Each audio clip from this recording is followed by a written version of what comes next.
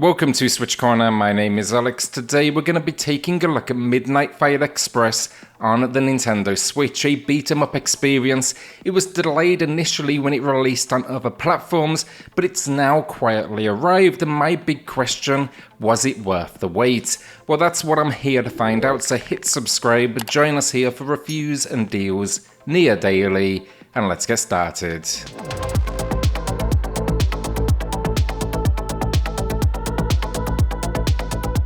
If you are thinking about grabbing this one, then consider using cornershop.gg for discounted instant delivery email eShop credit. You'll be getting 10% off at checkout if you use code CORNER. So here we take on the role of Babyface. It seems we were once part of the criminal underworld, or at least that's what we're being told, because at the opening we're actually being interrogated by police. We also uncover we have no memory of our past, and we've been on a rampage through the city with what we believe are good intentions, that is to prevent what is a citywide criminal takeover. The mission, though, it was given to us by a flying drone that just happens to talk as well from a controller center. The questions are really how much truth is in the mission at hand, who is behind this, are we good or are we evil, and what's with the operator behind the drone. There's the twists and turns along the way, of course, and honestly, the writing, not that great, but still I had a huge amount of fun with it.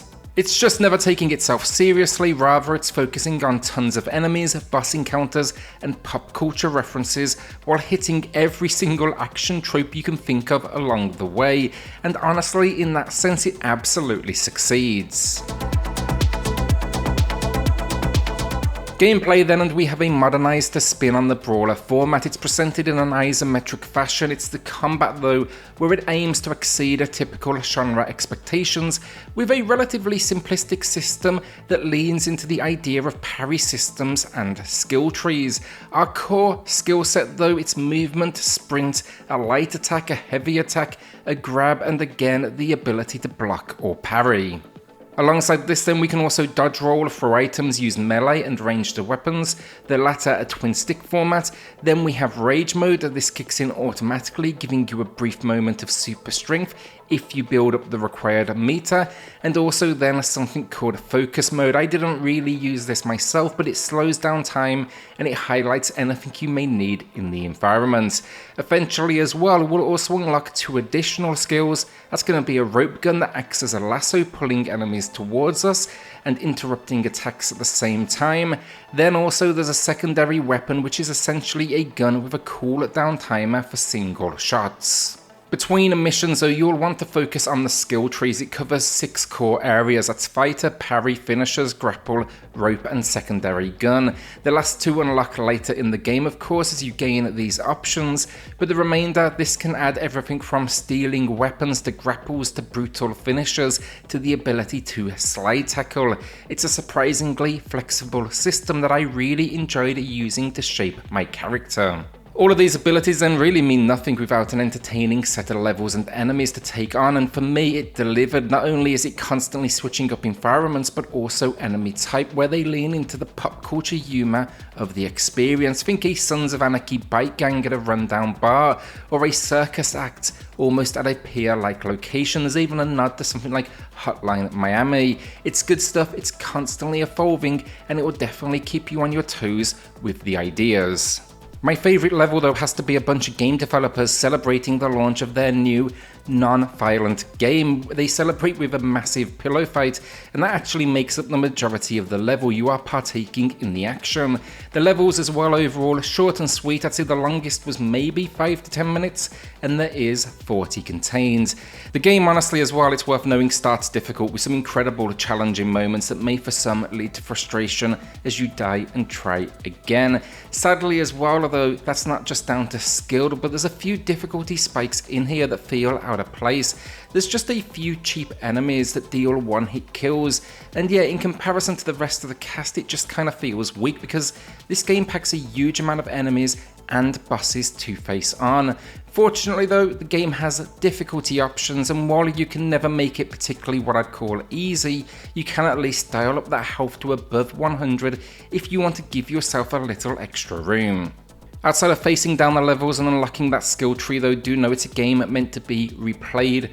The first run it took me about 4 hours, but on completion of each stage, you'll actually unlock new challenges to face as well as uncovering collectibles in the form of characters to interact with and also golden teeth that you can remove from foes' skulls. It also then has a ranking system as well with online leaderboards for each stage. That's going to be great for the completionists, and this is all alongside then built-in achievements. You can even track your progression across all areas on the hub world menu. You can visit a playground to test out new skills, and you can use cash to buy new cosmetics and adapt your appearance with some suitably over-the-top attire.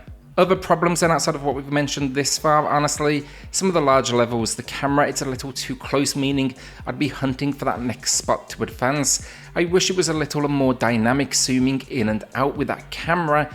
And then a frame rate, it's far from bad, but it's aiming for 60 and occasionally it does struggle. That said though, honestly, it still feels better than 99% of most of the games out there, and it's mainly a few levels in the middle. Very occasionally though I saw a drop to around 40, I'm talking like maybe 2 or 3 situations. I'd say the average was somewhere in the region of 50 to 55. Honestly though, it never felt like it impacted my ability. It's not really a problem as well because there's a couple of sections in here where it actually gives you slow motion so you can parry and take down that enemy, and that actually works really well. It also helps in these moments if you do find the frame rate is kind of, fluctuating alongside your gameplay. Then finally, there's a couple of vehicle-based levels. I wouldn't say they're necessarily a problem, they just felt a little undercooked and unnecessary in, the grand scheme of this narrative. That all said though, for gameplay, incredibly satisfying with a few rough edges. Graphically then, I don't think it will be for everyone, but I really like the style. It's got a minimalistic look to it all with some basic texture work, but it helps it deliver on its more than over-the-top ideas in an almost cartoonish way. It's also just as stylish as well throughout, and it allows the combat and the animation to take center stage, which I really enjoyed. The same can be said for the levels as well, just a constant flow of, variety, piers, circuses, sewers, skyscrapers, lifts that you'll be battling through. There's a constant flow of new areas to explore with a constant switch in color palette as well. The more minimalistic design, it just helps the gameplay because it is often a tough game, but you'll never be losing focus of an enemy or an item in this world. Very few visual complaints, honestly. Enemies do repeat in stages even though there's still a huge roster. There's some clipping occasionally, and I do think they could have upped the gore a little bit. We'll have dismemberments taking place on screen, and there's just a weak little flash of red. Audio finally, and let's start with the bad. No voice acting, would have loved to have seen it. It would have elevated the B-movie design. That said though, the rest is really good. Over the top effects, weapons sound powerful, finishers sound brutal, and generally in that sense it delivers everything you could want. The real winner though, the soundtrack, a constant slew of great fast-paced music from electronic to rock to techno influenced. So Midnight Fight Express then, it's not a perfect game, but it knows exactly what it wants to be, an over-the-top brawler with a tongue-in-cheek storyline and every action trope in the book, and in that sense it absolutely succeeds. If you come here looking for brainless action with some additional depth in its systems, I do not think you can go wrong. It's just a dumb story that's a fun ride if you're willing to embrace it, and overall the action, it just feels good. It has problems still, do not get me wrong, some difficulty spikes, some unfair enemy design, and yeah, it's going to push you to the edge in moments. There's even a few frame rate issues, but look, I still think it does more than most, and it can't quite in that area reach its lofty ambitions, but at least here, respect for trying to get that solid 60 FPS.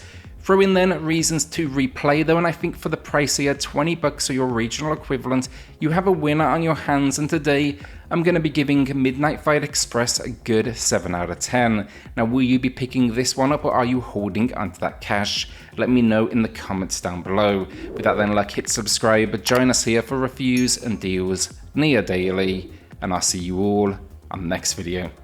Thanks everyone.